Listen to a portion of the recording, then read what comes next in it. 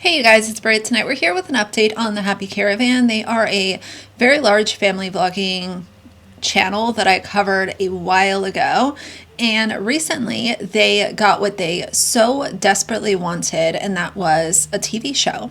So they're being featured on TLC. I had a few thoughts about it, so if you're interested, please keep watching.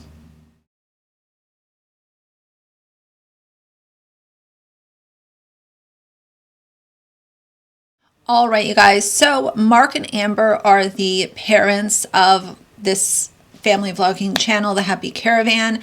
They are a family of 13. They're living in New York City. They pay $12,000 a month to live in New York City because their children are musically gifted. So all of them play an instrument. It's supposed to be this, it's such a wonderful thing. This is so lovely that these parents are encouraging their children to play instruments. We have this show. We're on social media. I got a lot of heat from covering them initially. And all of this time later, has my mind changed? No, because I don't think that people look at the way that busking is negatively impacting these children.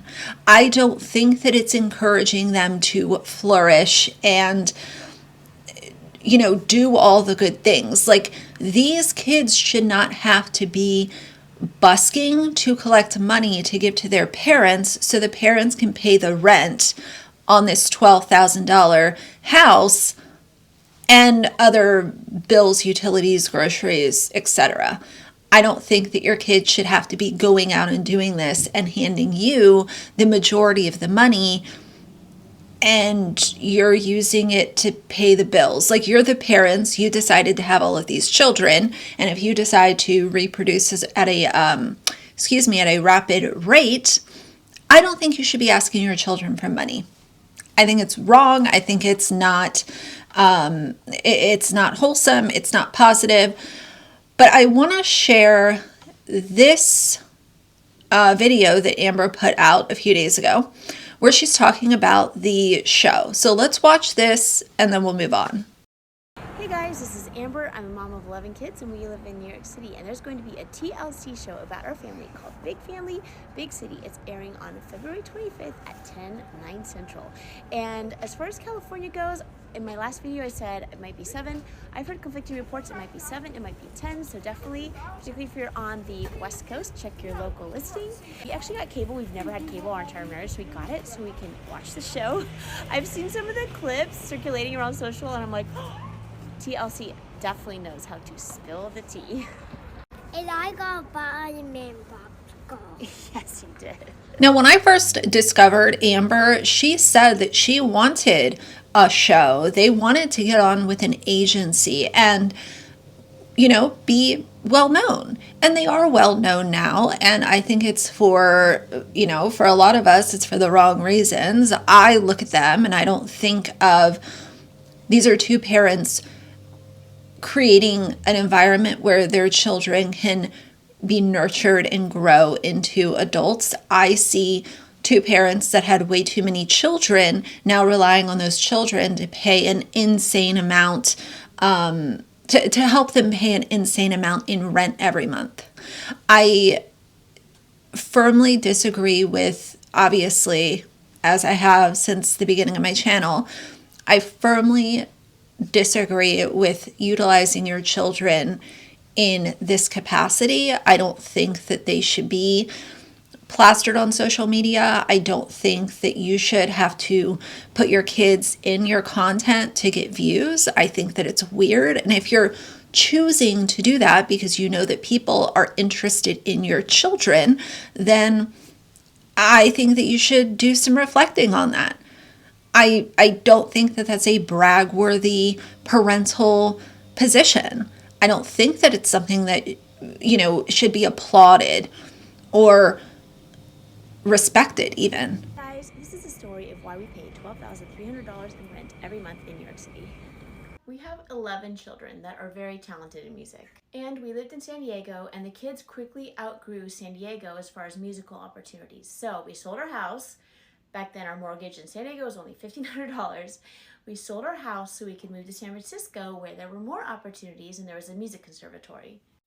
In San Francisco, we paid $4,500 in rent, and we had a 2-bedroom apartment for 12 people. But even in San Francisco, it seemed like there was a cap as to how far up our children could go.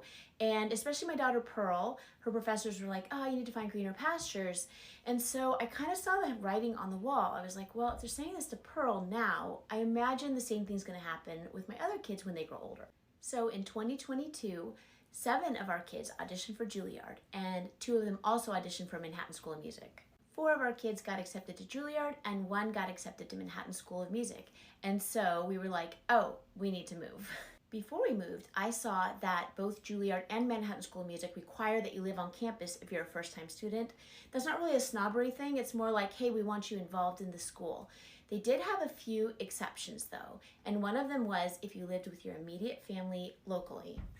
So this is the email I got from Juilliard. This is before I knew Pearl was going to get a paid for dorm, but I was just trying to figure out like, hey, how can we do this? Because the dorm is $25,000-ish when you add in all the extra things you have to pay for.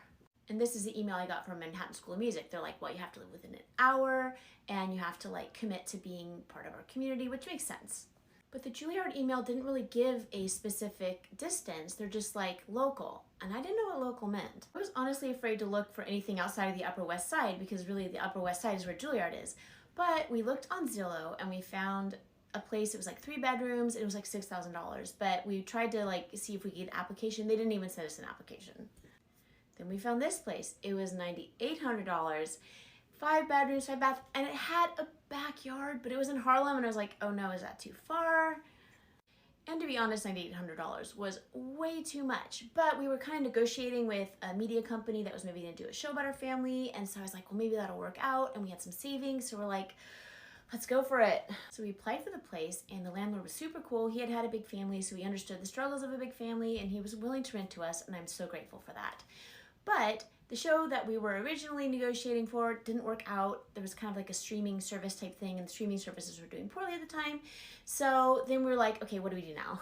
Around this time, an agency contacted us, and they were like, hey, I think you have a really good chance on social media. Like, I'll help coach you. And then, of course, we give a percentage to the management company. But like, they really did help us. And there are some months when I can make a lot of money, and there are some months when I don't make a lot. And my husband does have a 9-to-5 job that he works at in Midtown, and unfortunately with that, it's just a salary. He's not gonna make any more or any less. For a long time, the owner just left the bottom area open, and when he came into town, he would use it just to like stay there. But for the most part, it was just basically vacant. Then about a year ago, I saw that he was going to rent it out, and I panicked. So this is why I panicked. Okay, I know it doesn't look like much now, but this is where my kids play all the time. We just had a bunch of snow, and so all the grass is brown. But over here is the door to the place that the owner was renting out. And I was like, oh my goodness. Like in here is, we basically like store cans, and in there is where Pearl's friend from Juilliard lives because she's coming from China and needed a place to stay. So we're not really using it for much. But I didn't want some stranger to have access to my kids while they're playing in the backyard. And I'm sure he would have probably done a background check, but there are a lot of people that do bad things that would still pass a background check. And honestly, at the time, I was doing pretty well on YouTube, so I was like, we can do this. So the downstairs unit costs us an additional $2,500. So could I have just said to the kids, oh yeah, don't go outside unless I'm out there watching you? Yes, but my children don't always obey. And it doesn't take long for somebody to do something really bad that like they have to be in therapy for the rest of their lives. And on another level, it's not very soundproof. So you can actually hear conversations down there. And my kids are loud, they play music. I mean, we try not to be obnoxious, but I mean, we play music. And in San Francisco, that was a complaint to the neighbors, and I didn't want to have that happen again. So that was a secondary reason. So I've been looking on Zillow to see if there is a cheaper place because we are struggling. And I looked in Queens. Now there's a place called Jamaica where I can find a 6-bedroom for $7,000-ish a month. And then there's also Fort Lee. Fort Lee, unfortunately, unless you're driving, takes over an hour to get here. So that would make a problem for Manhattan School of Music. Maybe Juilliard, I'm not sure. I don't know what local means. And the Queens, Jamaica, I could find a place over there for less. That's 6 bedrooms, but there's a lot of crime over there, and also it's a much longer distance, and I don't know if that would qualify as local. So anyway, that's the problem. Basically, with our family, we're going to have 2 or 3 in college at any one given time, and so living locally, so you don't have to spend $25,000 a year per kid to stay in a dorm, is really important to us. Because if we move too far away and our area that we live in is no longer considered local, then any savings we would have from moving to the outer boroughs would be absorbed in just paying for dorms, and we just can't do that right now. Maybe one day, but we're just not at that point. So our son Elijah recently got accepted to Juilliard for cello, and he doesn't have a dorm, and he is always at home because it's hard to find a place to practice there. There are separate dorm practice rooms, but if you're not in the dorm, so anyway, I understand why they say you have to live close. So Elijah's always coming home. He's coming home for lunch. He's coming home to practice. He's coming home pretty much for everything.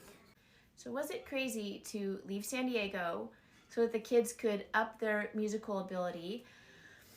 Yes. I sometimes wonder if it was just absolutely insane and stupid, and yeah, I definitely have second thoughts about it, but at the same time, I hear the kids' music, and it's so exquisite, and it's so beautiful, and they're prospering so much, and, if I had a time machine, I don't know, would I just stay in San Diego and just be like, oh well, or I don't know. Now, let's just say, in a different reality, because this is not what's happening with these kids. Let's just say they decided a group of us, along with one of our adult siblings, is going to go out and play music because that's what we like to do. If we collect money, it's ours to keep. It's ours to divide as if there's 4 people that went out and collected money, then the money is then split 4 ways, and it's the kids to keep. That's great.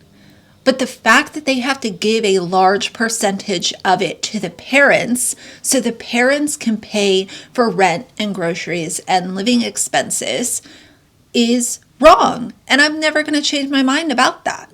The other thing I want to say about their relocation from California to New York is that their oldest child was going to New York to go to college, and they wanted to follow her out there. Now, y'all sound off down below. I never went away to college. At that age, would you want your entire family to follow you across the country to be there, and then you're still living with them instead of living on campus or in off-campus housing with some of your some other people your age? It just seems like a very restrictive environment, and it's undeniable that these children are literally having to work to pay the household bills. Like, that's weird. That is weird. And in their episode on TLC, the oldest child shared that I guess she is living on campus, but she's home most of the time because that's what her mom wants. So it sounds to me like there's not a whole lot of freedom to be had, because if you're not doing what Amber wants, then it's a guilt trip, and that seems very manipulative to me. But the last thing I want to say about this is just to close out with my thoughts on TLC as a network. TLC has a long-standing history of exploiting children and allowing these parents to be rewarded with a show, sometimes multiple episodes, multiple seasons of a show based off of the exploitation of their child or children. And if you have a family dynamic that's a little different, my, they will really hone in on you, and they will give you money and show and press, and you're popular. TLC loves to exploit children. And that's my opinion based off of many, many years of them producing these shows that are just rewarding bad parenting. Because again, if you're willing to exploit your child on social media or TV, I think that it's bad parenting. I'm not going to say that you're the worst person ever, but I do think that it's bad parenting, and that's how I feel about it. So Amber got what she wanted. She got her show, and she's definitely getting a lot of negative attention because of the fact that her children busk in order to pay their household bills, and that includes the $12,000 a month in rent. It's just crazy, but either way, I've had enough for today. So if you like the video, please leave a like and a comment. And if you'd like to see more from me in the future, please subscribe. I'll see you guys soon. Bye.